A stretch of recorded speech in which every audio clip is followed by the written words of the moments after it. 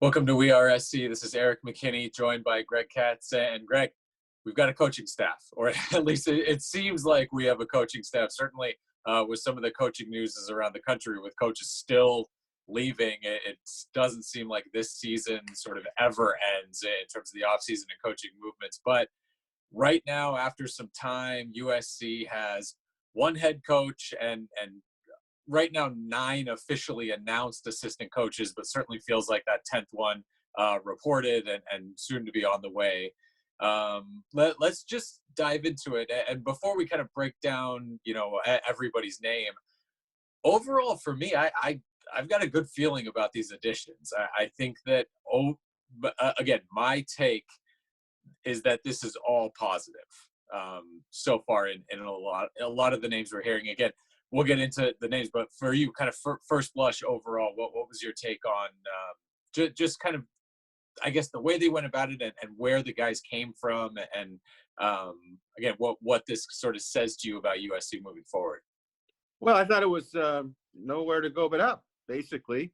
And I think the people that they have apparently hired or about to be hired was all positive. I didn't see a negative in it. I mean, when you start getting some of the guys they got, big recruiters, which I think was a real necessity because I think it was a real unbalanced recruiting staff in the last couple of years.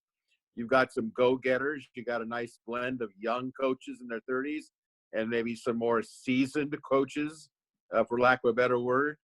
So I think it's all good. I think the only question I think that's really out there was who was making the call.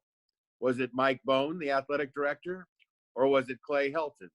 The rumor is that Bone made the call with the, the blessing or reverse it, whatever way you want to look at it, by Helton. And right now, it really doesn't make any difference. The bottom line is they've got people who I think are going to make them a better coach team and certainly a much better recruiting thing. Now, whether that offsets the perception of Clay Helton, we don't know. But I think what we do know is with this set of coaches, which is really, there are no coaches left from the Rose Bowl championship against Penn State. There's something to be said about that. So it's really a complete makeover in 4 seasons. But I think it is a positive sign. The question is how can you change the perception of Clay Helton with this group of what appears to be, a really nice blend of coaches? I mean, it's the thing we get into every offseason, right? You can sort of win the offseason, or you can win recruiting, you can win all that, but it's the games on the field. So until September, we're kind of talking about what might happen. None of it really matters. But we'll dive. So again, we're talking about what do practices look like? What does the culture look like? Are there enough changes there from these last 2 seasons? And I think you saw a little bit of the change with this last year. This last offseason was about changing that offensive staff. And offensively, it returns a lot of the same coaches. You've got Graham Harrell as the offensive coordinator. A lot of potential landing spots for him in the offseason. At one point was settled on coming back to USC. Then rumors came up, talking to the Philadelphia Eagles. He'll be back at USC. I think that's big continuity. And he always talks about the biggest thing to do well in his offense is for players to get reps. So these guys are going to get another offseason of reps in that offseason, in this offseason. I think you saw that the players took to his offense pretty well just in that first year. I think it stands to reason with so many guys coming back, a chance to see that offense take another step under him. And then the guys around him, largely the same. Kerry Colbert at wide receiver, offensive line coach Tim Drevno, running back coach Mike Jinks.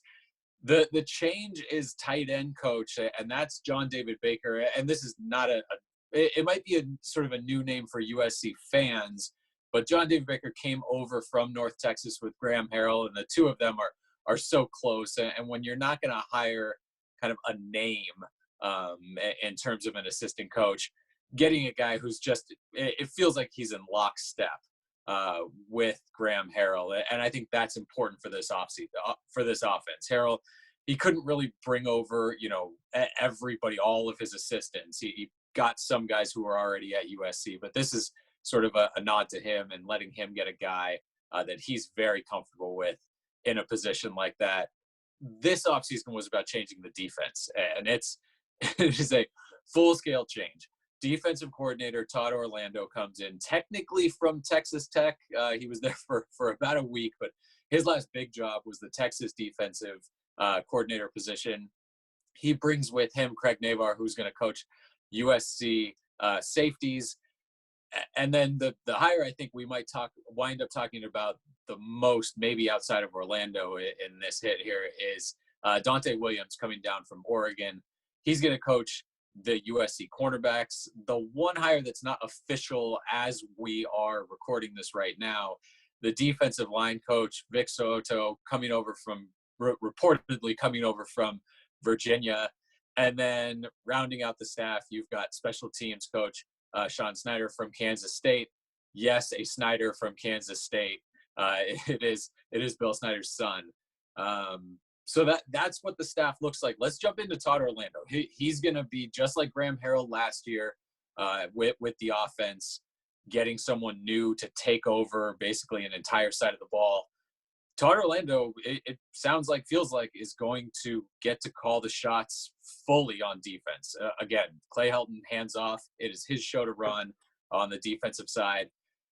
And listening to Clay Helton this past Wednesday, I guess a couple Wednesdays ago, on the signing day recap show he did on Trojans Live, I think Clay Helton has a lot of coach speak. I think every college coach has a lot of coach speak to it. But when Clay Helton says that if you had brought Todd Orlando on, a year or two ago, that would have been looked at as a massive hire. I think there's a lot of truth to that. Todd Orlando has done very well at a lot of his stops. The Texas defense kind of fell apart this last year. But again, I'm looking at Todd Orlando's addition, especially with what he does in his first year with a team. You're talking Utah State, Houston, Texas are sort of his last three major stops. They've done really well. I think he brings pressure from a lot of different areas. I think it's going to be something where just a change for this USC defense is going to be positive for a lot of these guys. There is a lot of talent there to work with. Greg, your thoughts just on Orlando and maybe, I guess, some of the differences we might see, what you expect from him as a USC assistant coach. Well, I think you got a really 180-degree difference of personality between Todd Orlando and Clancy Pendergast.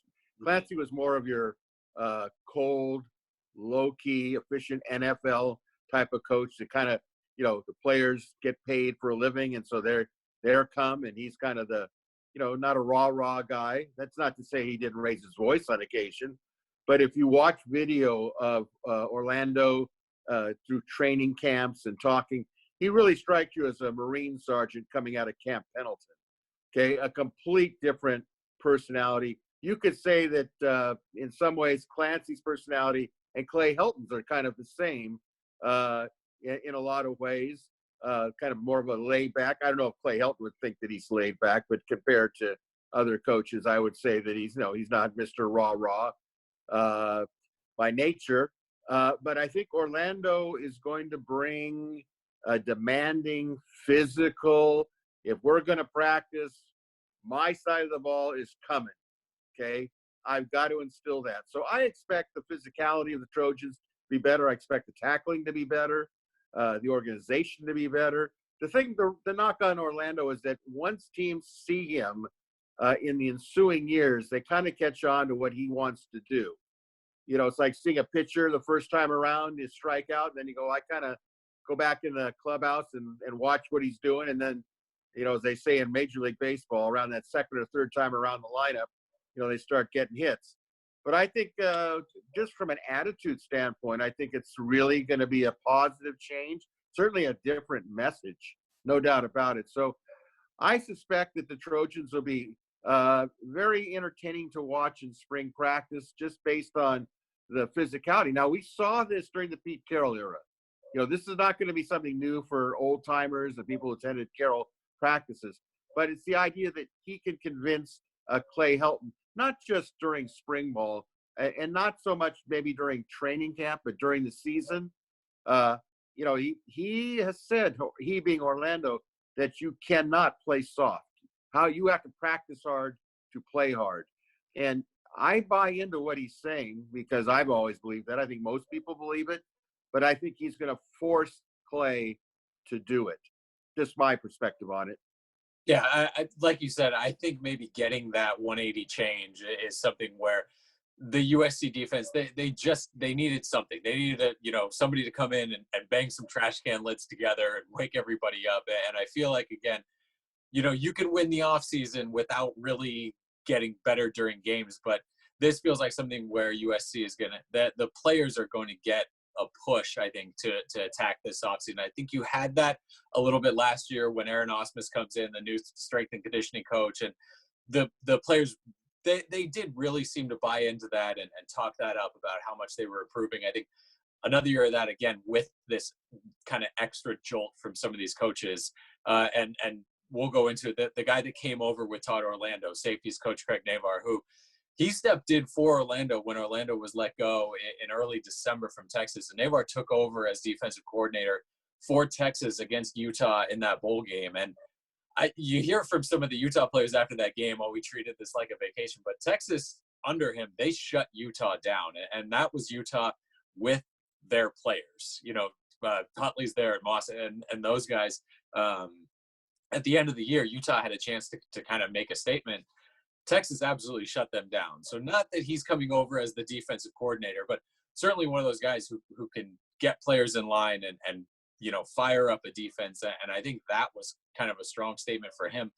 Like we talked about with John David Baker and Graham Harrell, this is a guy who understands Orlando's defense, has coached with them at Houston, has coached with them at Texas. I feel like bringing him over to work those safeties, which is an interesting kind of position in Orlando's defense that brings a lot of pressure from all over the field. Again, that's one of those sort of no-brainer hires for me, where now you've got a guy who can kind of speak Orlando's language and help facilitate that transition into this new defense. I like that hire. I'm going to say that a lot about these hires. I think that's a strong addition to a position group that's not really deep, but you've got a Talanoa Hufanga, you've got Isaiah Polamau coming back at safety, and then you've got to rely on maybe some guys that were freshmen last year to step up behind them. Well, I think the thing about Naivar is that in watching him and seeing video of him speak, I saw him on a recruiting show, he speaks the same language as Orlando. I mean, he's another hardcore, looks like he came out of Camp Pendleton type of guy. Now, as far as, him taking the safeties, a lot of his defense is based on, that type of play, physical play by safeties. It's out of his control would be the injury factor for Hufanga and for Polamau. They are guys that they don't back off, but they seem to be a little brittle at times. But you can't stop you running your system because of that. Maybe they won't have that. Maybe all the tough practicing actually will be a good thing for them. It'll strengthen up their body. But you have that. I thought one of the big things, of course, and I'm not trying to jump the gun here, is that Orlando is able to bring in his own defensive guys. I would like to know, especially when we have that opportunity, maybe if we ever get the opportunity to interview Helton, not so much Helton, but Orlando. Was he the one that went after Donte Williams? Okay. Was he making the push? Did he have a connection with Donte Williams?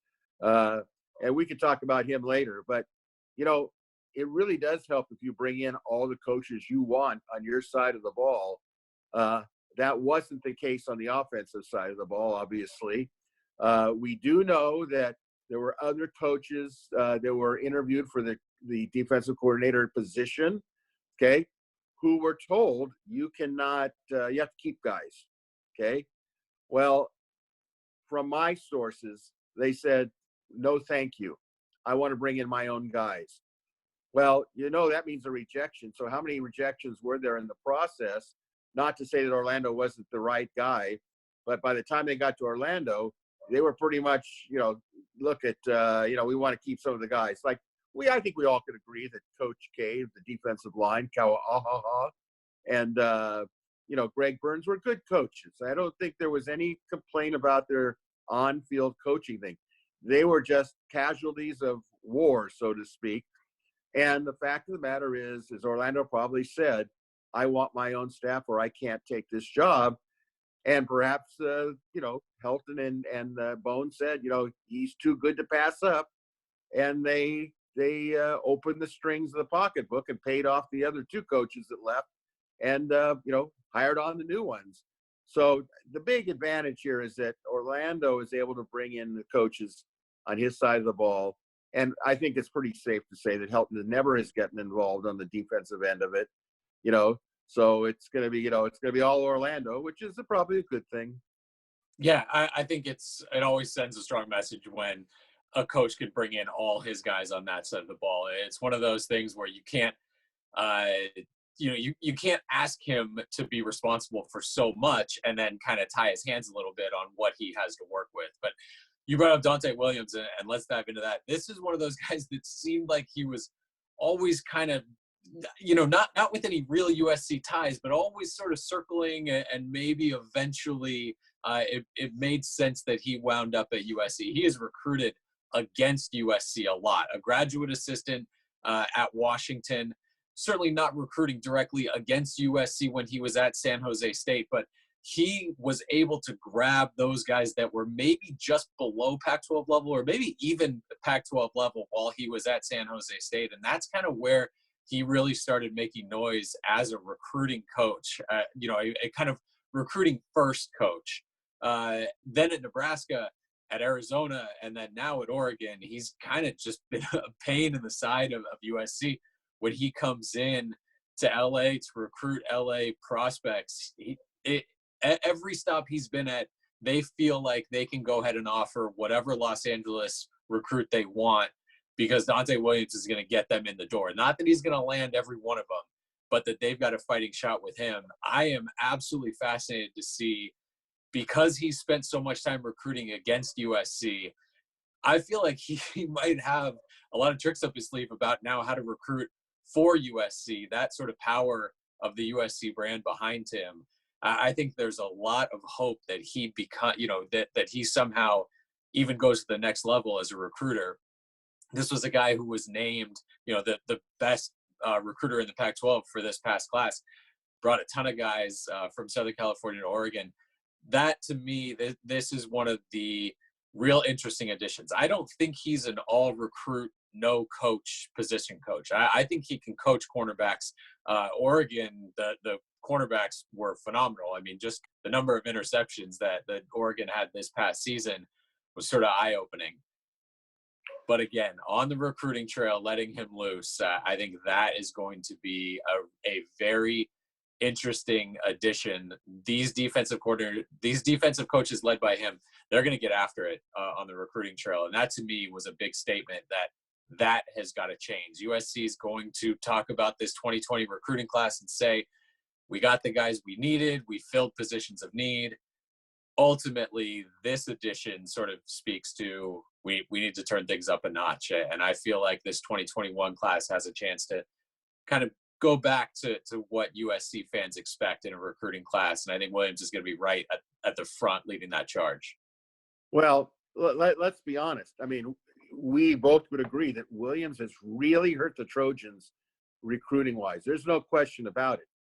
Now, imagine, he's already was working on the 2021, 2022 classes, and probably whatever his pitch was for Oregon, the kids were all listening to it. Now, imagine if you're one of these kids that's listening to this, and who knows if there was negative recruiting going on about SC, who knows?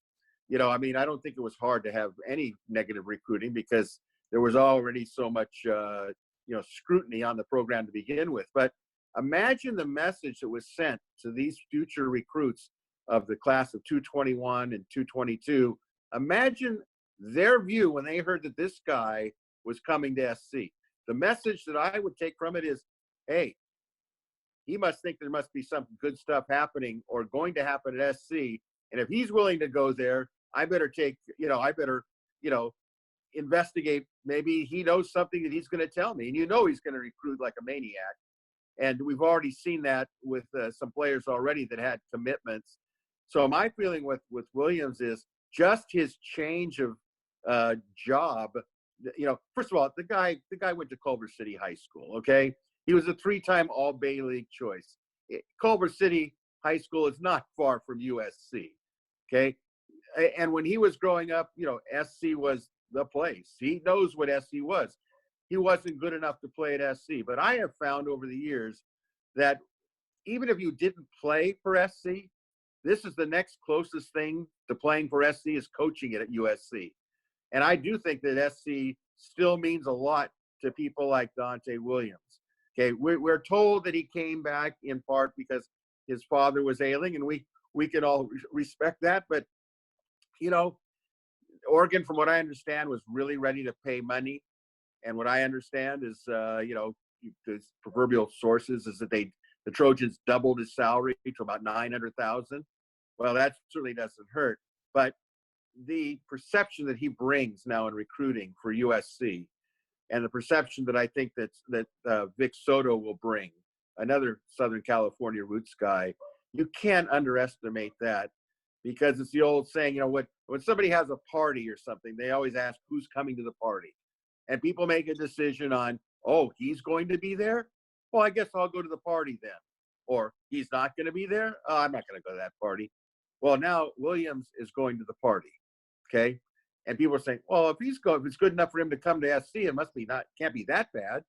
And we all know that SC, no matter how many times you try to slice it, it's still the legendary, storied USC.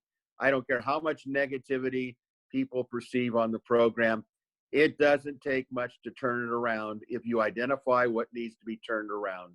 So I think it's a marvelous addition, if for no other reason, just perception. And I'm glad you mentioned, he did say, he has an ailing father in Los Angeles, and that's one of the reasons that he came back. But there's also USC having to go and get him. And like you mentioned, that added investment and just the show that they are willing to go, and that it's Oregon, that they're willing to go outbid Oregon to bring a coach over. I think that, again, you talk about perception, that sort of shows what they're willing to do now to sink some money into those assistants and bring in the guys that really need to be at USC. And like you said, the perception of going out and getting a guy who's pretty much universally regarded as one of the best recruiters in the country, and certainly a top 3, 2, maybe even the top recruiter in the Pac-12. That's big for USC. I think he's going to get a lot of help. We talked about Naivar, his personality. He really likes to get after it on the recruiting trail.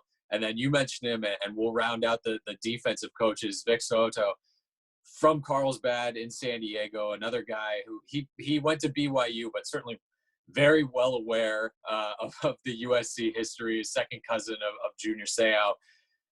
And he's a guy, again, who gets after it on the recruiting trail. And he is a young guy that players seem to really gravitate to.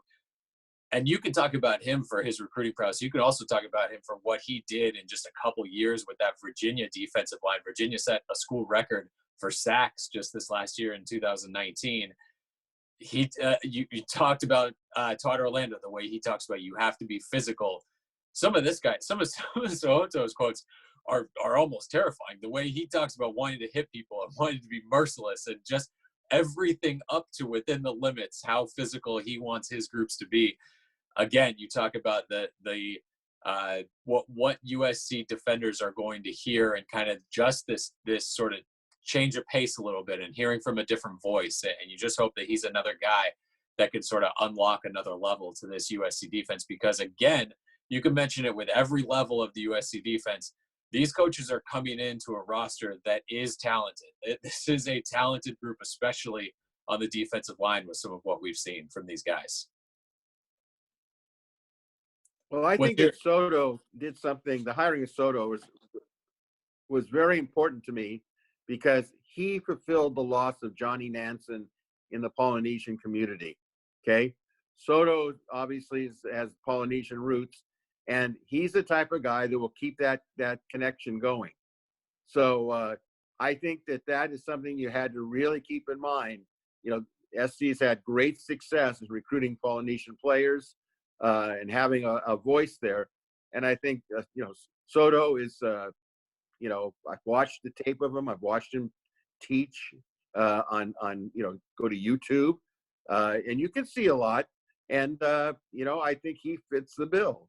I'm not going to say he's going to be a better coach than the one that, that preceded him. But he's young. He's about 32 years old. He's going to relate.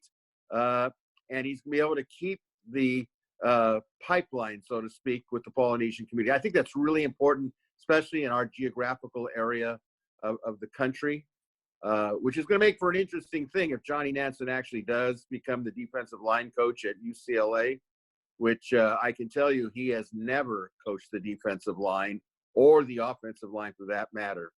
But that's a story for another day. Okay, Greg, we got to talk special teams. USC brings in a designated special teams coach in Sean Snyder. They go to Kansas State to get him. He spent more than 2 decades at Kansas State. Under him, the Wildcats set or tied 8 program records and 20 individual records. So he has some years of just phenomenal production as a special teams coach. And that's kind of in all phases. You see some big-time returners at Kansas State, good kickers, good punters, years where there's good coverage units, years where they struggled a little bit in coverage units. But to me, again, this is a nice kind of outside-the-box hire where you go and you find someone who knows how to do this and knows how to do it well, and you don't look for specific, USC ties or how does he kind of fit in with whatever. You just go and get a special teams coach. Because for me, and I know for you too, watching practices and this last year watching what we could of practices, the ratio of just the amount of time they spent working on special teams, which got to a point where that was all we ever saw in that 20-minute period where we could watch practice. The amount of time that they spent on that, it didn't kind of flesh out once the game started. There were some big plays under John Baxter as a special teams coach at USC. The fake punt return, I guess. Michael Pittman got the one against UCLA. There have been, kickoff return touchdowns and blocked field goals. But it's almost like if you're USC, you'll take a C every game in special teams. Just nothing that kills you. And they've had some big breakdowns, and the coverage teams this last year were just it's almost like without any coaching, you just send 11 guys on USC's roster out there and you don't finish last in kickoff return coverage. So this is another where it looks like an immediate nice hire. And I'm kind of, going into this hire as another positive. Your take on Snyder coming in to coach special teams for USC. Well, first of all, there is a slight SC connection. His father, Bill Snyder, was a grad assistant in 1966. John McKay team that went to the Rose Bowl and lost a very thrilling and dramatic loss to the Purdue Boilermakers. So there is that connection. Now, we also know that Bill Snyder is in the College Football Hall of Fame and has moved on, and this is his son. And, to Bill Snyder, the father, special teams was a big deal, and SC has played against Kansas State before, and believe me, those players that played against the Wildcats know who Kansas State is. So this is really a kind of an interesting hire. I think it's a very good hire, but after so many years at Kansas State, you might question, what is he coming to USC for? Well, they had a change of coaches, and when they had a change of coaches, whatever transpired there in Manhattan, Kansas, Sean was basically a special teams analyst. So obviously he wanted to get back on the field, and I think it's going to work to USC's advantage that he comes out here. He's coached some players that the USC fans would be familiar with, especially kickoff returns, Tyler Lockett, who was with the Seattle Seahawks. And so I think what you're saying basically is there were parts of what Baxter did, which was good. I like that he blocked a lot of, attempts, field goal attempts and that sort of things. But, the consistency factor wasn't there. And for the amount of time that they put in, I guess what's the old saying? The return was not as good as the investment, and they were paying Baxter a lot of money to, to come through. So I don't know if he was just justifying his love of his job, but it helped him win along with it. What would be really interesting, and of course we'll get to see some of it, thank goodness, in spring ball, is how much time they devote to special teams and how it affects, the special teams performers. I know this: Sean Snyder is a special teams former player. He's a connection that he has. He's another person connected with Texas. He played high school ball in Texas. He was an All-American punter when he was at Kansas State. So he's one of those few guys where you can actually say he came up through the special teams ranks as a player, and now he's coaching. And based on his history of success at Kansas State, I can see right, at least on paper, there's everything to like about this hire. And I think it's going to be very interesting, because I think most Trojan fans were not really excited about punt returns or lack of them, the inconsistency maybe in kickoff returns, and that has to improve. And we'll see what Snyder can do about it. I think there's going to be some movement there in a positive direction. Yeah, I think one of the most interesting things, you alluded to it, practice structure. And we'll get to see it here in the next little bit during spring ball, but just sort of what that looks like, the time that they spend on, like you said, on special teams, on offense, on defense, what it looks like as the defensive coaches kind of implement what they want to do. That to me is fascinating, and that's sort of a structural thing that we're looking at. But again, Snyder's going to come in and he's got returning weapons all over the place. Punter Ben Griffiths, and you've got now 3 kickers with Parker Lewis, the true freshman, coming in, but Chase McGrath back, and then Michael Brown. Returners, Velus Jones won't be back, but you've got again a ton of talent. Stephen Carr and Elijah Griffin, we saw, not during games, but a little bit back in practice. Tyler Vaughn's back. Amon-Ra St. Brown back. Both of them have returned punts. And then some of the young guys, freshmen, sophomores. Adonis Ote is a guy that we saw practice a lot on kickoff returns. And then Keenan Kristen, I think he's a guy that a lot of USC fans would love to see more with the ball in his hand with some space to operate. And that could be an option to see him on kickoff. So I think, again, Sean Snyder, as far as we're concerned at this point, a really solid addition for the USC special teams. Let me just add, if I could here. I'm really looking at how Snyder deals with Ben Griffiths. Being a former punter himself, an All-American punter, mm-hmm. I know that you and I would agree that when we watched Ben Griffiths punt in practice, I mean, he was NFL. And then when he got into games, it was almost like he was either overcoached. Something wasn't right, because a lot of it was directional punting. And it's almost like, I think he was unfairly judged, that people were saying, well, what's all this about him? He's so great. And now we see him, he doesn't seem like he's so great in games. So it's going to be interesting to see what he does with Griffiths. If he unleashes Griffiths and just says, son, just boom him. I'm sure there'll be some strategy, but that will be interesting to compare Baxter's philosophy on punting as opposed to Snyder's. Yeah, absolutely. The special teams thing, I mean, it doesn't get a lot of attention. We'll talk defense for a long time. We'll talk offense for a long time. And sometimes we'll try to fit special teams in, but that's absolutely a key to watch, I think, because like I said, and like we've alluded to in a lot of our sort of game recaps, it just, you wanted to know what the USC special teams was going to deliver week in and week out. And you get great plays, and then you get absolutely kind of mind-numbing. And it was some physical stuff from the players, some mental stuff from the sideline. I mean, starting off last season, and we've talked about it so much, starting off with 2 guys on kickoff return with the same number on it. I mean, there were just sort of those issues.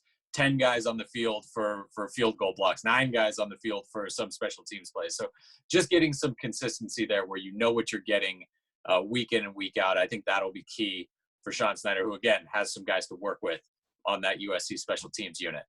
We'll flip to offense a little bit. Just the new addition there, John David Baker. I think it's one of those things where I'm interested to see the tight ends this year. This was not a group that was used a whole lot last season, and we hear over and over from Graham Harrell, and then from what we've heard from Baker over the offseason and what we've heard from Clay Helton, this is an offense that wants to use the tight end, and they love to use the tight end, and it just didn't happen last year. I'm curious to see, because you've got some guys, if Jude Wolfe and Ethan Ray, two of the young guys, are healthy. They missed, basically the entire year last year, sitting out for various ailments. But you've got some guys. If Daniel Amartebebe is back fully healthy and gets cleared for a year, there's still Erik Kromenhoek and Josh Follow there. And then Jack Yeri, the true freshman. So you have talent at tight end. The issue for me is you look at the wide receiver group, and who are you pulling off the field there? So again, that's definitely fascinating to me to see how that tight end group gets used with Baker. But again, clearly a guy who knows what Graham Harrell is looking for in the offense with what they want out of that position. Because you look back at North Texas, and he did use the tight end. A lot of it was for running, but kind of leaked him out and got him involved as one of the big playmakers on the team. But North Texas just did not have that wide receiver firepower that USC does. And if you have a healthy Kyle Ford, and if Brew McCoy's back, and if he's healthy going in, that's just a couple more guys that you have out there at wide receiver. So we mentioned the talent that all these defensive coaches are stepping into, the talent that USC has back offensively. I think keeping a lot of that coaching nucleus together and letting them run out for another year, I think that'll be exciting. And that's kind of that's one of for me, the biggest building blocks I guess USC has. If there's going to be another big step forward in 2020, again, the defense has got to be better, but I think that offense is again going to be kind of fascinating to watch, and should be, if not, one of the top 2, top 3 offenses in the Pac-12. So, maybe even the best offense coming out. Well, I think the Jack Yeri thing is very important, because Jack Yeri, I know from sources, was really questioning the use of the tight end. Now, we all know that Jack's dad is Ron Yeri, the legendary only USC Outland Trophy winner, Hall of Fame legend offensive tackle. Some people have said that Jack would make a great offensive tackle, but he wants to be that H-back or whatever you want to call it. And the key is if you're going to have this type of talent at tight end, you've got to use it. And the only way it doesn't get used is if the coaches don't call plays where that's their first look, progression. And, I think the jury's really out whether the air raid offense can win a championship at the highest level. Okay? Because what's the first thing that most teams try to do on defense? They try to take away the run, right? Well, the way SC plays, they're taking the run away already. I mean, you can't have 18 carries against Iowa in the Holiday Bowl. You can't have 13 carries. That's not going to cut it. Plus, remember, you got to practice. I don't care how physical Orlando's defense is going to be. If they practice against a finesse offense, it's not really getting them ready for the smash mouth teams that there are some in the Pac-12. Mm-hmm. Stanford when they're right, and Washington when they're right, and certainly Oregon with Mario Cristobal being a former offensive line coach. You don't think they're going to go down in any skill level on the offensive line. So to me, the air raid offense has to throw to the tight end. They have to prove it, and plus, let's face it, they've got good running backs. SC's got good running backs. They're going to be missing 2 offensive tackles. They've got to replace 2 offensive tackles. I think the biggest challenge, from my perspective, some might disagree with me, is I think that Graham Harrell has to be disciplined. I think he has to be balanced, okay? He's a former quarterback. You made a great point. Great receivers at USC. Talented tight ends. Is he going to be able to distribute the ball in his mind by play calling so that he doesn't turn into a Lane Kiffin or Steve Sarkisian, let's pad the statistics for receivers and even for our quarterbacks so we can go out and recruit more receivers and quarterbacks? You can't win that way. You just can't do it. You're not physical. I know that they're probably sick of hearing the word physicality. I don't think that's going to be a problem on defense, but on offense, you got to punish the defense, because if they go in the fourth quarter you know, and then they haven't taken the defense out of it too much physically. That defense is going to be fresh, okay, and the SC defense is not going to be fresh. So it's going to be interesting to watch Harrell how he's going to call games this year based on the type of talent that he has. Yeah, I think you mentioned that the missing the 2 offensive tackles. Looking forward a little bit, that's going to be, I think, one of the keys of spring ball and then certainly fall camp to see how that happens. But we're going to stick on coaches here and go a little bit off topic, I guess, for USC. But Mel Tucker goes from Colorado to Michigan State. Mike Leach goes from Washington State to Mississippi State. Michigan State and Mississippi State that is not going to Alabama and Georgia. It is, for me, alarming that programs like that can come in and pull coaches out of the Pac-12 just by showing up with more money because of the conferences that they are aligned with. And I think this is one of those situations.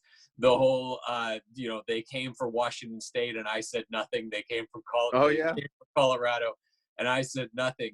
USC in the Pac-12, this is something down the line that is maybe already terrifying. That gap between the Pac-12, the Big Ten, the SEC, even the ACC, the Big 12 is going to get in there too.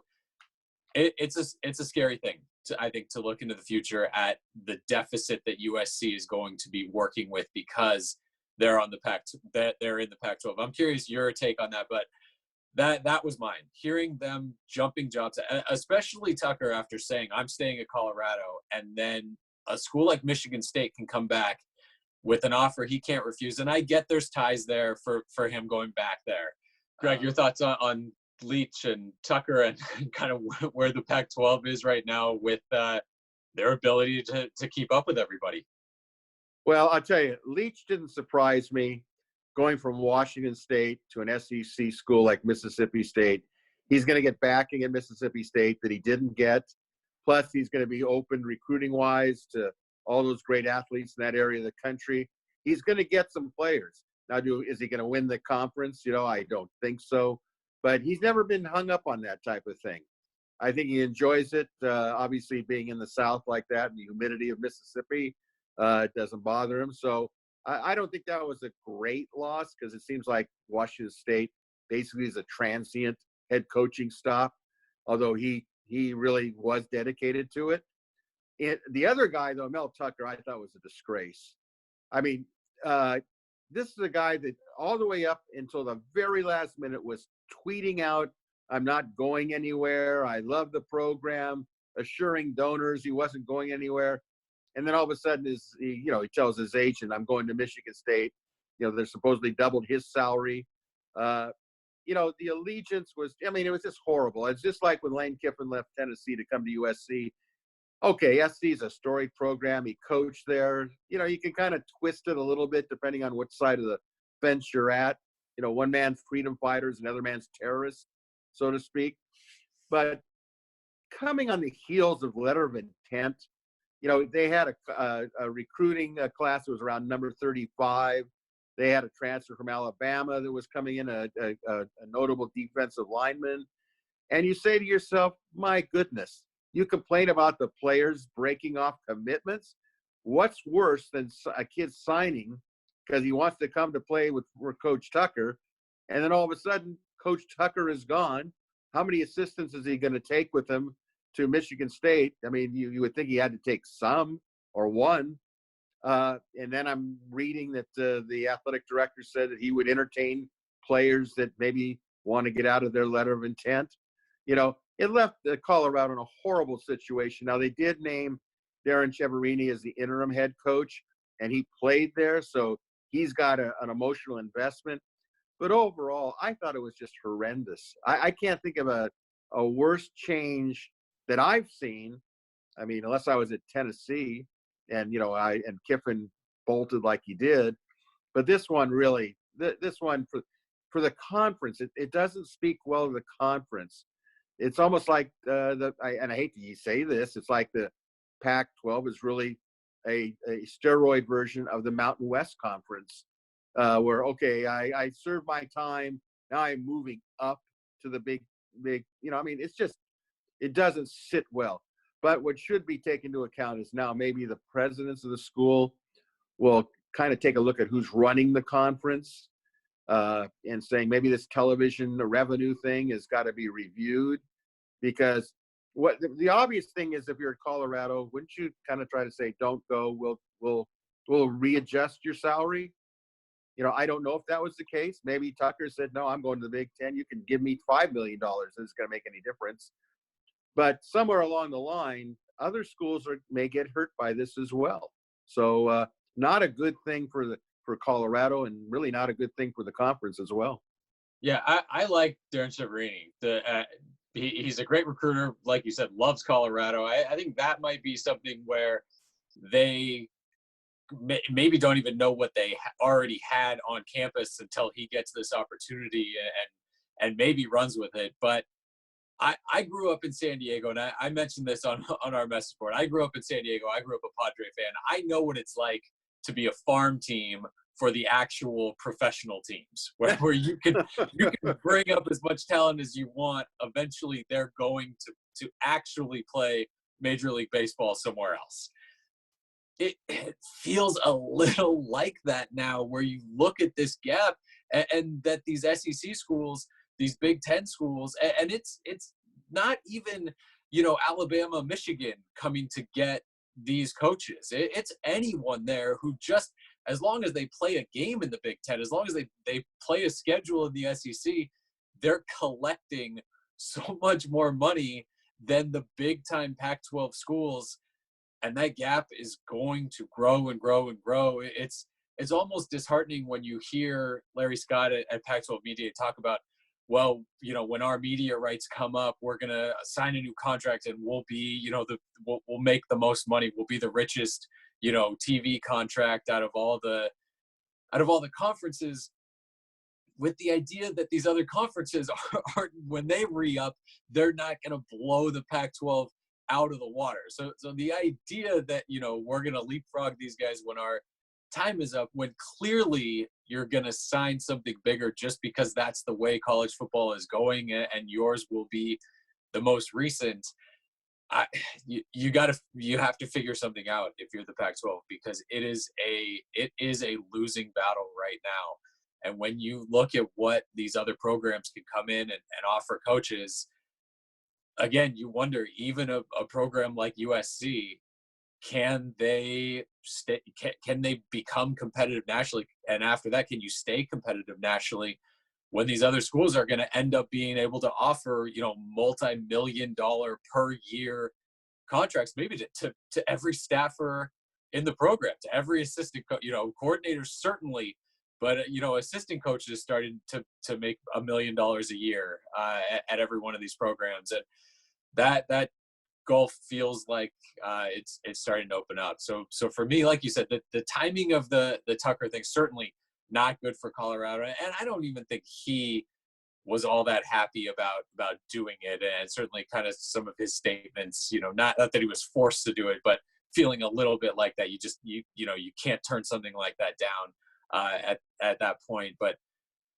boy, again, just kind of a big shot across the bow of the Pac-12 and where it stands right now in terms of what they can do nationally against. Well, I think one of the things that, no question, this is going to be, when your commissioner says, look, we need to get that East Coast television window. Let's have a game at 9 a.m.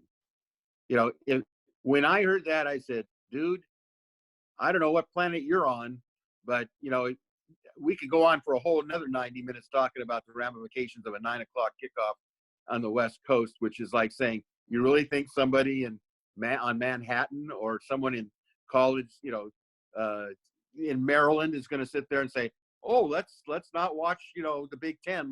Let's watch a Pac-10 game, 12 game against Washington State and Oregon State.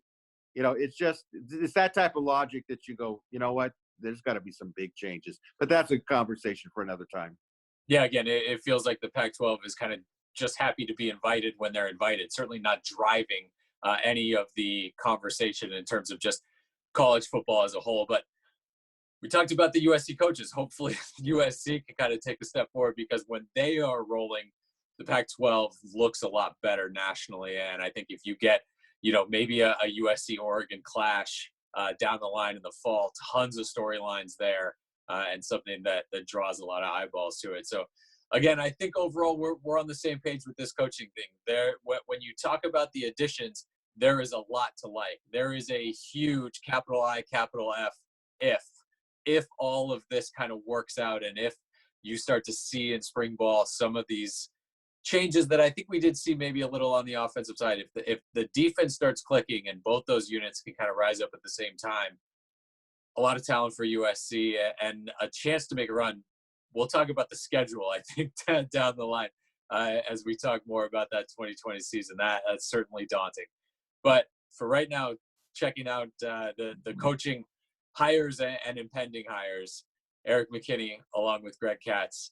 Thanks for watching and listening to WeAreSC.